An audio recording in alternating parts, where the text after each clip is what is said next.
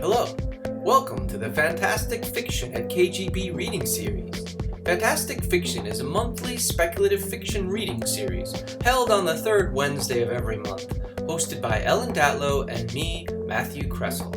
We spotlight well-known and up-and-coming science fiction, fantasy, and horror authors, and admission is always free.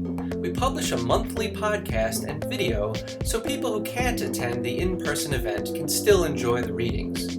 If you'd like to support the series, you can donate at kgbfantasticfiction.org/support. Anyway, on to the show. All right.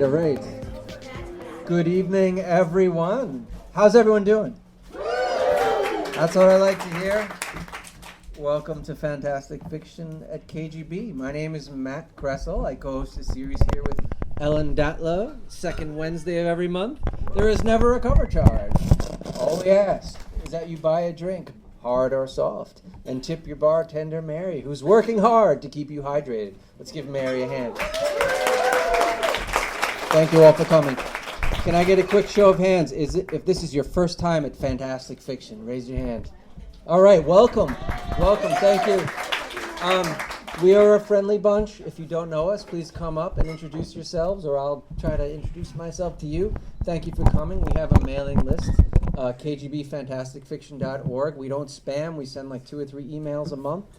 And you can follow us on all the socials, Ellen Datlow or Matthew Kressel, and you can just get updates on the series. So we hope you will join us for that. I am not going to mention the upcoming readers, because I leave that to Ellen. She loves to do that.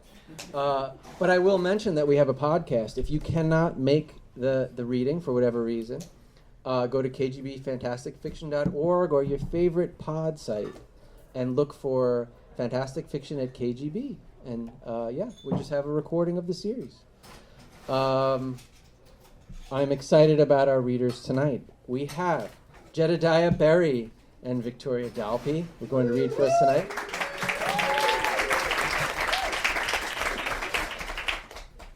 Our first reader is Victoria Dalpe.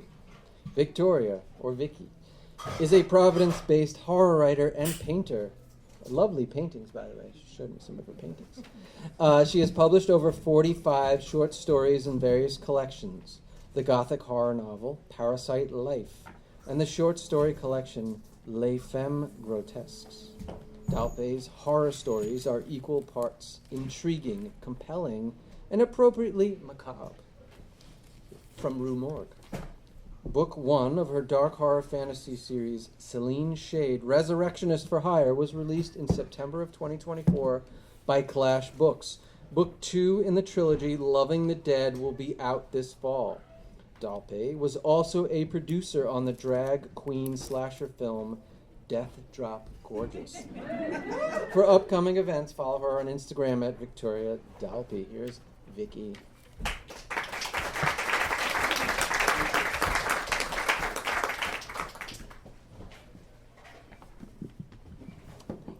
Hello, everyone. Ooh.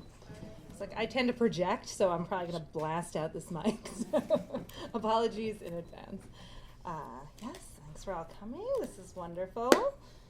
All right, so I figured I would start and read a little bit of a haunted house story. And it is called Folded into Shadows. All right. The Tremaine house was built in 1850 by eccentric engineer and designer Gerard Tremaine and his wife Elizabeth.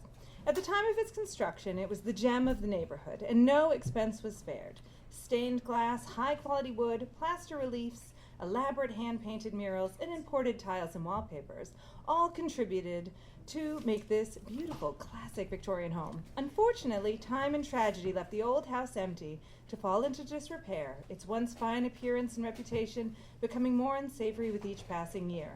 Agnes scrunched her face at the camera. Someone hollered cut. "What's the problem, Agnes?" Cheryl, the show's producer, jogged up the sidewalk toward her.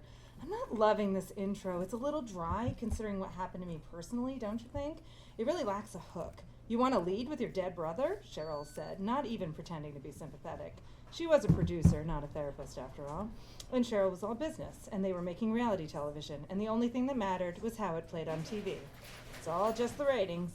Yeah, I agree, honestly, Agnes. I would love to bring an angle more in if you can handle it. Let's work on some rewrites for that. She raised her eyebrows. You want to move on for now? Talk about the original murders?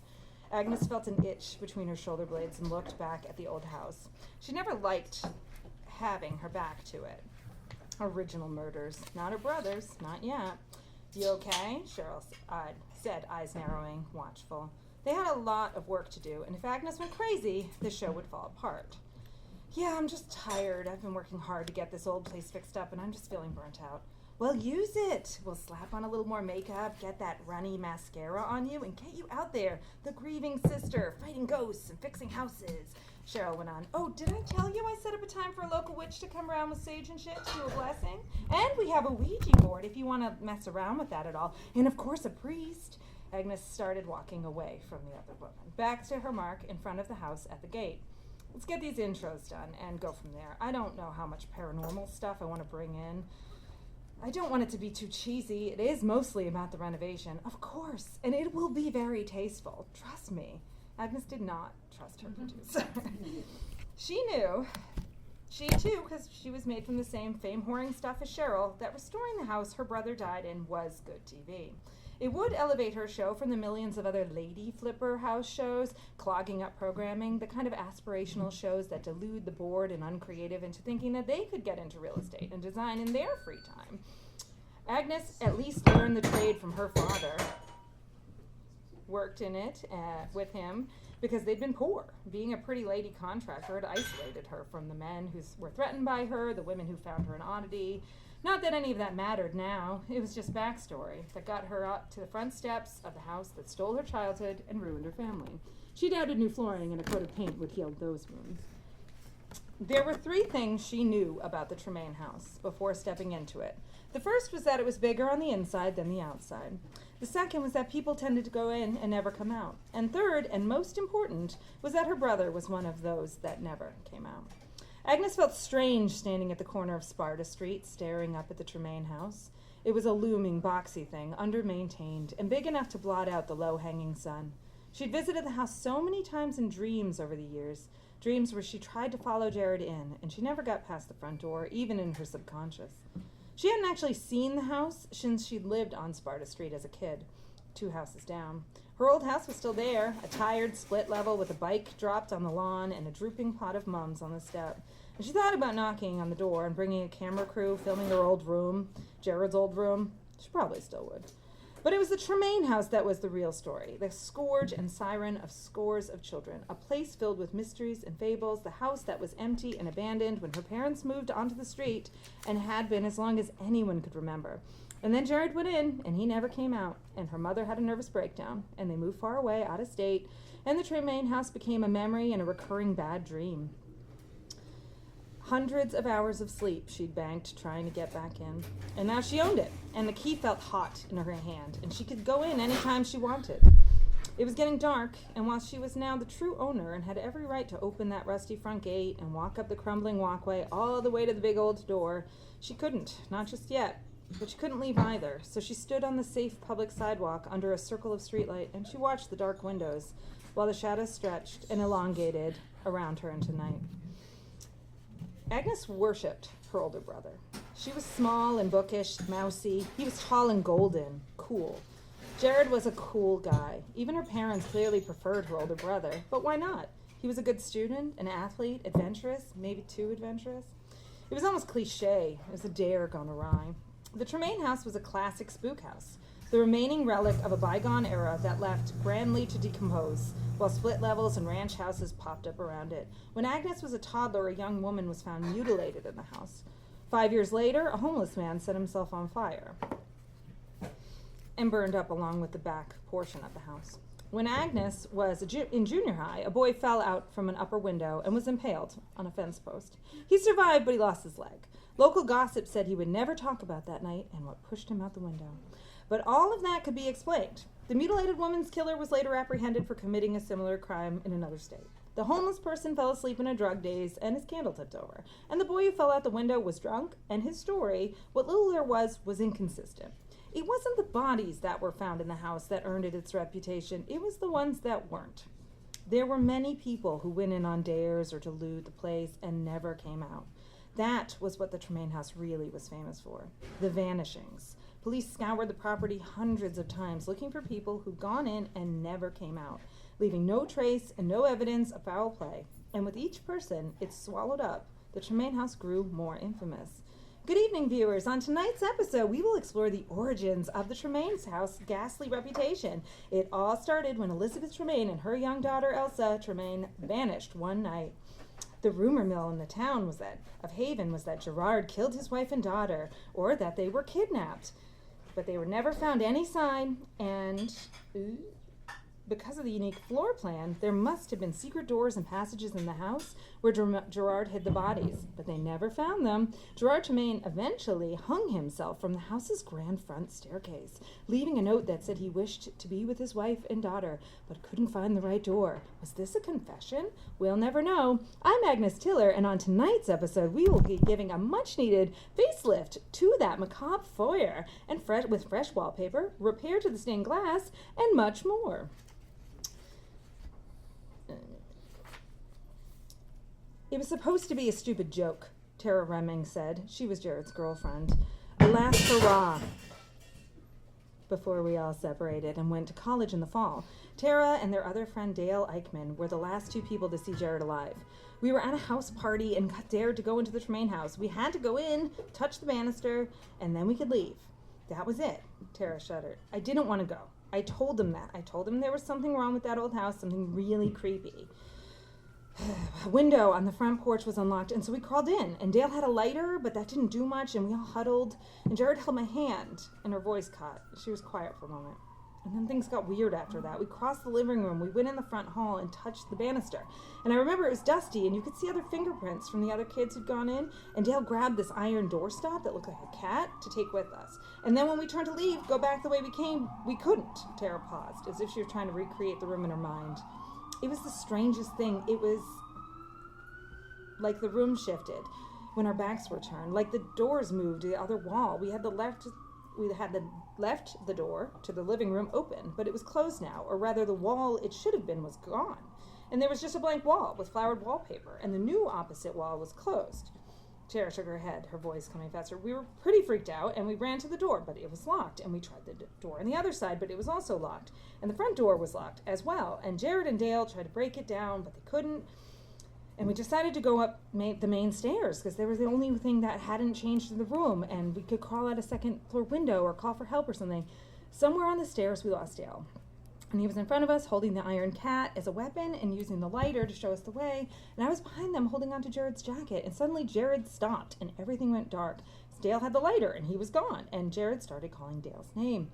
Tara wiped the tears off her sleeve. Her face was a mess of smeared mascara and snot. We ran up the rest of the stairs, freaking out, calling for Dale. And it was really dark enough that I could only see the outlines of the doorways. And I begged Jared to slow down and to calm down, to whisper. And because I didn't feel like we were safe to be yelling, to be letting anyone know we were there, and because there was something there, I know it, watching us, like it was playing a game. Kitchen is really coming along, Agnes said, appraising the work contractors had done that day. New marble countertops, retro reproduction lights, glass door cabinets. It was nice, high-end, a little generic, but would show well in the before and afters. So I'm thinking tomorrow we can have you putting up some of the subway tile backsplash while you talk about the kitchen reno. You know, have you in a tank top, showing your guns, being kind of butch, and heavy plug for the appliances. Make our sponsors proud. And then we'll have you walk into the kitchen and the foyer. You stand at the bottom of the stairs, talk about the banister and how kids were dared to touch it. Then look up the staircase and say the next room to tackle is the master bedroom. Cheryl paused, waiting for Agnes to respond. Yep, the master bedroom. And then I'll say, where my brother's blood was found, in the closet. I have some crime scene photos we can splice in during post. We've got a backer who will be designing custom storage for that closet, so we'll have to figure out a way to tastefully talk about their innovative design solutions and your brother's grisly demise in the same segment, and I think that's going to take a few tries, I'm sure.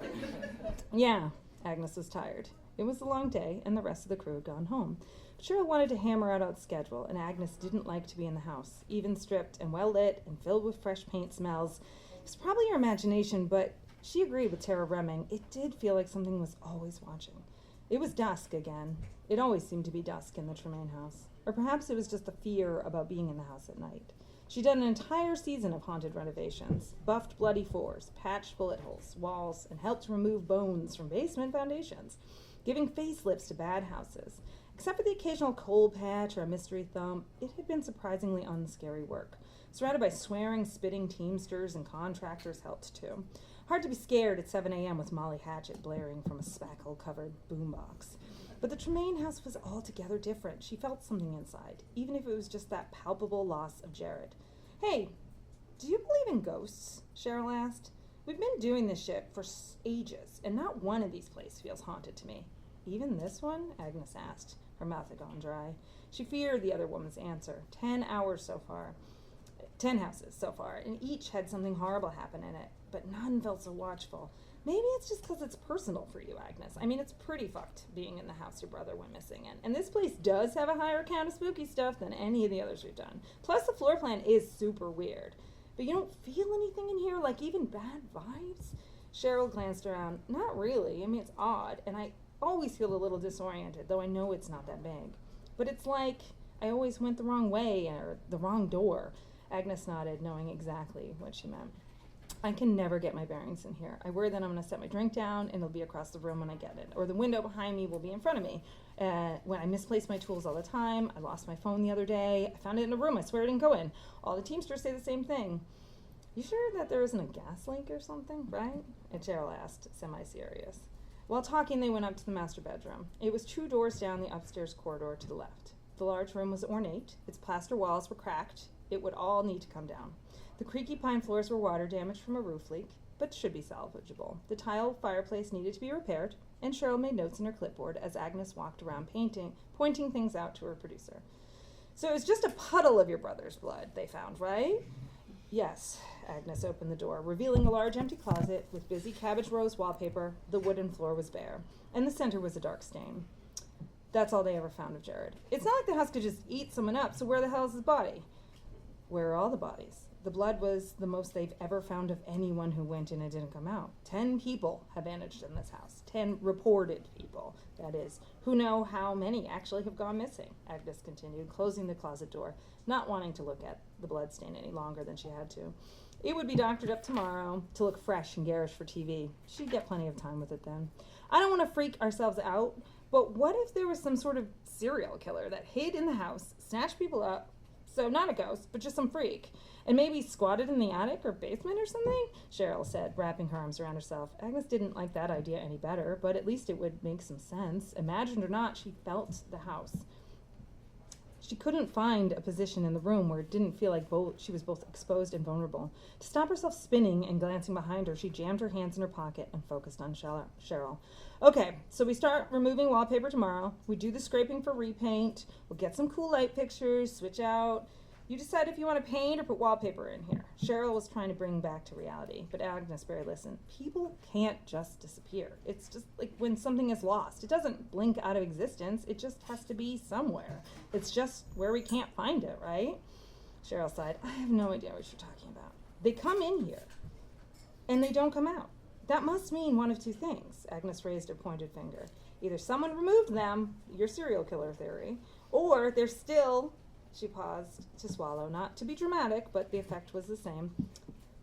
"That they're still here somehow, like the cops said way back when. You think your brother's body and those 9 others are still in here?" Agnes ran her hand along the wall. "Things don't disappear. Those people must be somewhere. Their remains, that is. I don't know, Agnes. We had inspectors through every inch of this house. You've been along every wall and door. You were in the crawl spaces and the attics. How could you miss a secret room full of skeletons?" Cheryl blew out of breath. "Let's call it a night. We can discuss all this shit in the morning, in the daylight. Because Agnes, not you, not the house, are starting to freak me out." So I'll just leave it there. So.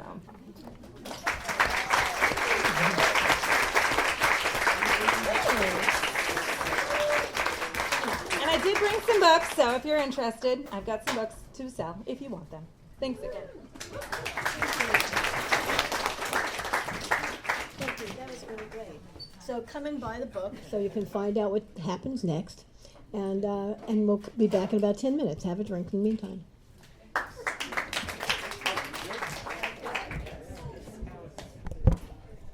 Back to Fantastic Fiction at KGB. And some of our upcoming readers are April 9th, we have Ursula Witcher and Andrea Hairston. May 14th, Carol Geisander, who's here, and Daryl Gregory. June 11th is David Surface and Christopher Barzak. July 9th, John Kessel and Caitlin Rozakis. August 13th, Deborah Every, and Cassandra Kaur. September 10th, Shiva Kumar and Fran Wild. October 8th, Liana Renee Heber and Shveta Thakrar. And November 12th, we have Mary Robinette Cole and Lara Elena Donnelly. That's what we have right now. So hopefully you'll come back next month. In the meantime, we have Jedediah Berry. His latest novel, The Naming Song, was described in a starred Library Journal review as a wonderfully odd ode to language, story, and family. His first book, The Manual of Detection, won the Crawford Award and the Hammett Prize and was adapted for broadcast by BBC Radio 4. He is the author of numerous games and interactive works, including A Story in Cards, The Family Arcana, and the Ennie Award-winning RPG setting, The Valley of Flowers, co-written with Andrew McAlpine. He lives in Western Massachusetts with his partner Emily Houk, with whom he runs Ninepin Press, an independent publisher of fiction in unusual formats. Please welcome Jedediah Berry.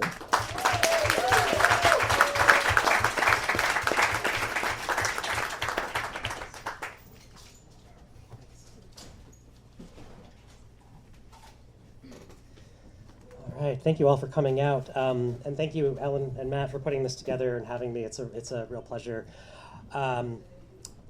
Standing here, I'm remembering the last time I read as part of the series, which I think was maybe about 20 years ago, and it was to mark the publication of Salon Fantastique, which was a really wonderful anthology edited by Ellen, and Terry Windling. This is now an ebook from Open Road. Now an ebook from Open Road. Check it out. And that anthology introduced me to the work of Jeffrey Ford, who was also here that night. And I just fell in love with his short stories and devoured them. And I was so nervous because I knew he was going to be here. And then what happened was, I think he got here a little late, and he got this spot right here. And as I recall, the way I remember it is that this room was just pitch black, and there was just this bubble of light, and it was me and Jeff, and I was like, all right, I'm just going to read my story to Jeff Ford. If I knew then, what I know now about how wonderful and gentle a guy he is, I wouldn't have been scared, but at the time it was utterly terrifying. Yeah, he does look like a longshoreman. Yeah. Cool. So I'm going to read a couple things tonight. I'm going to read briefly from my story in cards called The Family Arcana. This is a story about growing up in the Hudson Valley. It all happened. It's all true. My sister and a dear old friend, Jason, are here tonight, so if you want confirmation, you can ask them anything you hear in this really happened. It's a story which is designed to be shuffled and read in a different order every time. So I'm just going to give it a little shuffle, and we'll see what happens.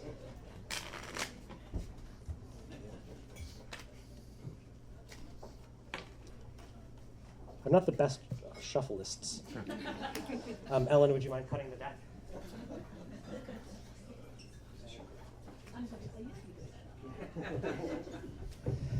All right, here we go. One of our aunts, the one who cuts pictures of horses from the newspaper, comes downstairs to tell us that our cousin, the one who moved to Poughkeepsie and made it big, is coming by with gifts for us. We wait and we wait, but the cousin never comes. Our aunt, the one who cuts pictures of horses from the newspapers, avoids us for as long as she can. We'd avoid us too, if we were her, down there in the coal cellar, wondering which of us will find her. We have learned to predict the weather by studying the movements of our sister, the one who never speaks, but who dances even when no music is playing. Spinning in place with arms folded over her chest, thunderstorms. Writhing on the floor barefoot and fishwise, a real scorcher. seated perfectly still except for her pinkies, which twitch like a pair of salamanders. Grandfather dying before grandmother dies, just after she forgets his name. Mother, recalling some old tradition, presents each of us with a key. We ask her what the keys open, and she says, "That is for you to find out." We never find out. But now you know how our brother, the one with a key stuck in his ear, got to be that way. We must accept as possible that Mother, despite her complaints, did not birth each of us in the usual way, and that some of us were plucked naked from the creek, or discovered in the hayloft, or lured from the 5 and dime. Listen, one of us, our brother, the one with a head like a mayor's head, can speak Dutch, or language he says is Dutch. One of us drills holes in the bucket, and one of us plugs the holes. One of us says the moon is stuck on the roof, and one of us believes her. One of us fills the O's in Mother's books with ink, and one of us always speaks the truth, and one of us couldn't speak the truth if it sprouted in his belly. One of us climbs onto the roof to dislodge the moon, and one of us goes with the moon when it goes, and that one won't be back until the moon is full again. In our ignorance, we have allowed our aunt, the sleepy one, to pare our toenails for us in the dark with dull garden shears while the radio is tuned to the Calypso station. Father, with a pot of horseradish under his arms, paces back and forth over the porch, eating horseradish with a spoon and crying. If anyone looks at him, he wipes away tears with his shirt sleeve and says, "I'm crying because I'm eating so much horseradish and for no other reason." Regarding the stories they tell in town about what is buried behind the house or under the house, or in the fields beyond the brook, or in the kitchen garden, or in the plot next to the family plot, well, we cannot dismiss them, but we can say, show us the ground in which nothing is buried. Show us the square of earth that never ate or drank. I'll read 3 more, and we'll find out where it ends. Suspense. Grandfather is no dentist, but he knows how to pull a tooth when a tooth needs pulling. And the wooden teeth he carves fit between other teeth, and they chew as well as can be expected. How much does it hurt? He asks our sister, the one who dresses every day like a grown woman off to church. And our sister bites grandfather's arm with the wooden tooth and her other teeth so that he knows just how much it hurts. To the north, the magician with his cards and auguries. To the south, the pastor, a weeping ruin. To the west, the lumberjack, her axe so sharp it sings. To the east, the coyotes, who call with the voices of the dead. Our other neighbors we do not know, but on our doorstep they leave their dispatches, letters addressed to other people's aunts and uncles, citations we must ignore, greeting cards for holidays we've never heard of. The telephone rings. We have a telephone? Mother finds it under the kindling. Hello? Hello?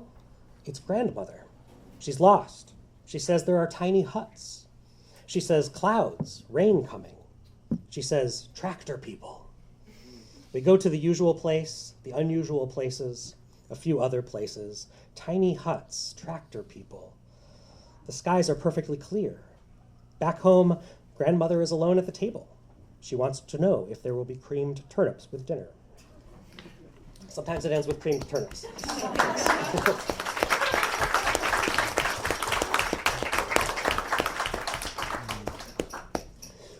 And I'll just read briefly from my new novel. It's called The Naming Song. Oh, thank you.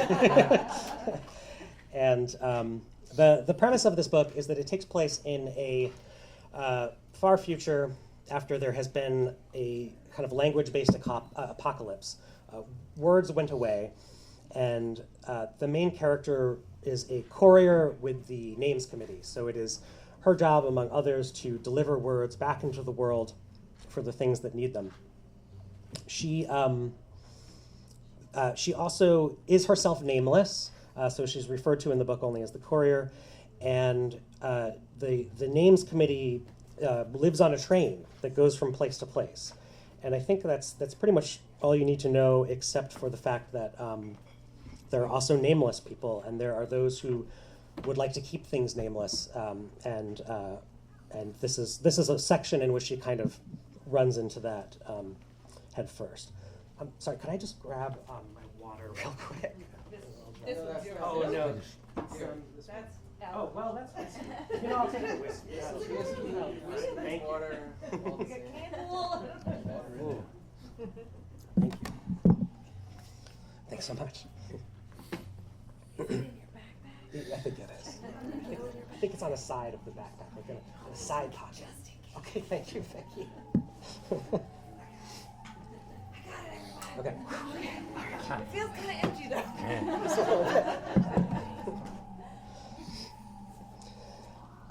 Another assignment, and then back to the train.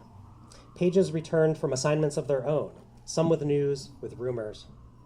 In Hollow, 4 workers had taken a shortcut home from the factory and arrived at the gates of their compound as ghosts. In the forest, east of Bridge, a freight train was derailed and looted. By the time the Watchers showed up, every member of its crew was gone. 2 wranglers with a delivery of ghosts went missing on the muddy road from the eastern border, and their ghosts went missing too. Then a fire in Claw. Whole blocks of the harbor burned. And hadn't a child told her parents earlier that night that she'd seen the flash of white masks in the dark behind their house? With each new story, the talk on the train grew louder. When the others spoke, the courier listened but looked away because she knew they were looking at her. Trouble, they said, in the common car. When they heard the news at the stations, I should mention that the courier, she's famous for having delivered the word trouble. It's one of her words. Trouble when the number 12 stopped for supplies or to name local children, and the Watchers moved up and down the platforms, watching the rails, watching the train, watching for what they feared was coming. And then, while she was out on her next assignment, the courier found it for herself. At Hollow Station, she left the train with her satchel slung over one shoulder. She found a glassblower's workshop, a large open shed leaning against one of the great factory walls. 2 people tended the furnace while the others worked the glass.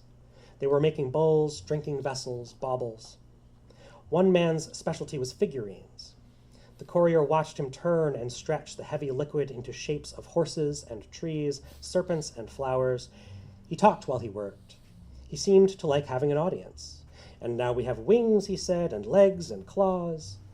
He tugged tail feathers, then a beak, a bird, from the red glowing gob, she said, delivering the name for a lump of the stuff, molten.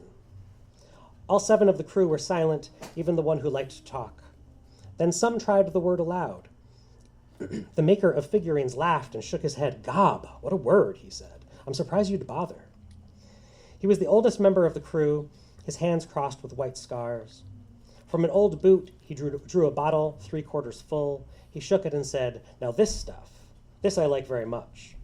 From the way he smiled at her, she understood that he knew she was the courier who delivered the word for whiskey. The number 12, that's the train they live on, the number 12 would be at the station for a few hours yet, taking on fuel and water, so the courier accepted a glass and sat at a table cluttered with mistakes.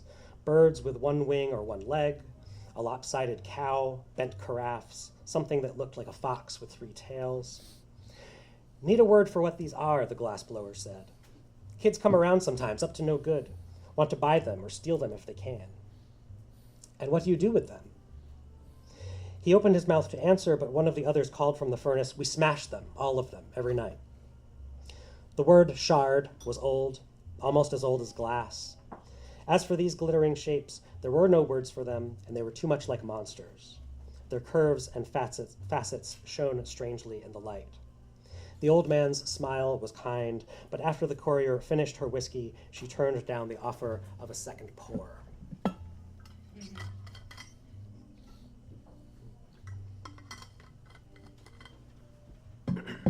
The sun was going down by the time she left for the station. Springtime now, and the lights were still cool. Nights were still cool. She walked quickly, the whiskey sloshing hot in her belly. The machines of the city boomed and blared, heaving smoke into the sky. Whistles sounded the changing shifts. Ghosts marched in columns from great bay doors, bearing crates to waiting freight cars, while Ghosts Committee drovers looked on, Some of the ghosts, bound for labors elsewhere, stowed themselves among the cargo. The courier could feel the pavement humming. Workers saw her uniform and stared. She had come this way earlier, but now the way seemed unfamiliar. A knife grinder looked up as she moved to avoid the sparks from his stone. A boy led 3 ghosts tied with a single rope into a wide brick structure, and a woman inside glared at her as she pulled the door shut. The courier was not where she was supposed to be. She turned back toward the main avenue, but found herself instead among dilapidated houses and lawns of weed and ash. That whiskey was strong stuff. A few flickering lights shone through the threadbare curtains of the nearest house. Music from nameless instruments swelled from within, and the courier heard laughter, singing, shouting. A woman sat on the stoop, smoking fermented draff from a long pipe. The courier hurried past. All she could see of the factories were the smokestacks. All she could hear of them was a distant grinding, like ragged breath.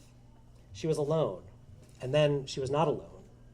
She felt their thoughts before she saw them, the tingling at the back of her skull. She had felt it a dozen times before, whispers and questions, threats and warnings, all wordless. They came from the dark between the buildings, up stairwells, past sagging iron gates. Rustling into the light, they were shadows one moment, something else the next. Their masks were plain and white, each molded to the shape of an identical face with wide, expressionless eyes and mouths.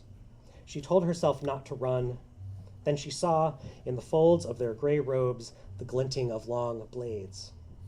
A cold, deeper than the shadows, fell through her body. She ran. The masked figures followed, unhurried, seeming to anticipate her route.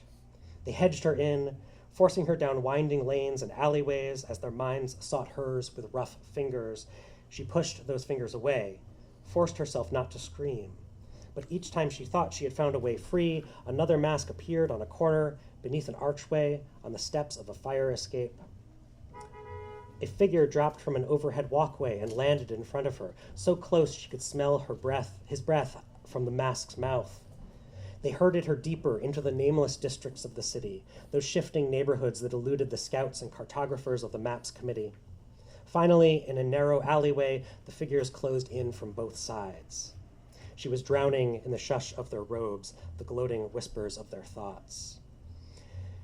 She wondered how the ghost they made of her would be designated. The ghost with tired eyes and worn boots? With brass buttons? Whatever the Ghosts Committee chose for their register, it would be the closest thing to a name she'd ever get. But the Ghosts Committee probably wouldn't find the ghost she became, not if the Nameless smuggled it away into the wilds beyond the border, as they were known to do. She pivoted, trying to guess which of them would spring first. When one lunged, she surprised herself by catching the wrist behind the knife. She pulled her attacker over her outstretched leg and sent him hurtling into one of the others. Both fell, their weapons clattering against the bricks. She felt a shift in their thoughts. While the two picked themselves up, the others moved more cautiously. Their single mind hummed, gathering itself, focusing. A door opened behind her, and from it came light and a draft of cool, musty air. A short man, with a round, stubbled face, stood in the doorway. He wore a gray cap on his head and a gray silk robe over a rumpled blue shirt and trousers. He looked at the masks, at the knives and the stranger weapons. He looked at the courier and squinted. He didn't seem afraid, only annoyed. He grabbed the courier and pulled her with him through the door, then slammed it shut. Hands scrabbled over the other side as though searching for a latch. The man slid a bolt into place. One of the Nameless pounded on the door once, twice, 3 times, then nothing. The man gestured for the courier to follow. Taking the stale air in gulps, she went with him toward what looked like an office. A lamp burned low on a cluttered desk. In its glow, she saw strange shapes, objects stuffed onto shelves and heaped over the floor. The courier's vision blurred as she tried to make sense of what she saw. Nameless things, all of them. At first, their shapes and colors eluded her, forms falling to shadow when she tried to focus. Then she made out books and bottles, equipment for sports or for war, rolled schematics, lamps topped by bulbs of lightless glass, jars of spices and spirits. She saw bowls brimming with small metal discs, with brightly colored gadgets that might have been toys. a machine with pedals and 2 spoked wheels and a single seat between them. Chunks of wood shaped like monsters, miniature vehicles, buildings, people in uniform, all of it unmentioned in the naming songs. She kept her attention on the few named things in the room, the shabby desk and chair, the naphtha-burning lamp, the papers stacked in a tray. But the nameless things surrounded her and loomed overhead, and their weight was terrible. Her companion pulled his gray cap low over his eyes. "We should hurry," he said. His voice was soft and light, its gentleness startling. He took her by the arm and guided her past the desk and into the dark on the other side. Who was he? Not a friend to those who had wanted to make a ghost of her, but neither was he an ally of her committee. A dealer of contraband, an associate of smugglers and their ilk, an operator of the in-between. She wondered at the desires that compelled named people to seek his services, the weird thrill afforded by nameless junk from a broken world. If his goods were confiscated, the names committee would divine and deliver words for everything it could identify, then see the rest burned. He must have known what she was from her satchel and her uniform, but he didn't try to talk away what she saw. At the far side of the warehouse, a huge door stood open to a sodden yard, choked by ferns and burdock. There were barges moored in the canal beyond. "Go right and keep close to the canal," the junk dealer said, pointing. "When the water goes underground, go with it. That will take you back." The courier took a deep breath. She was alive. She would live. But what did the junk dealer expect in return? As though guessing her question, he shoved his hands into the pockets of his robe and said, "You can thank me by never coming back here, by forgetting that we met." She could hear the low roar of the factories again. Night had fallen, and the nameless were still close. She left the junk dealer in the doorway of his warehouse, ran to the canal, followed it, as he'd instructed her, to a place where dismal waters dribbled soundlessly into a tunnel. She stooped to enter and followed the waters down. I'll stop there. Thank you.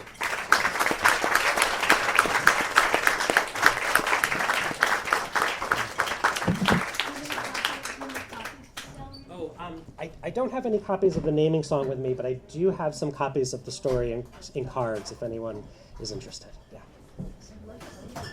Yeah, of course. Thank you. See you all next month. You have been listening to the Fantastic Fiction at KGB reading series. Check out our website at kgbfantasticfiction.org and click on support if you'd like to help keep the series going. Anyway, that's our show. Thanks for listening, and see you next month.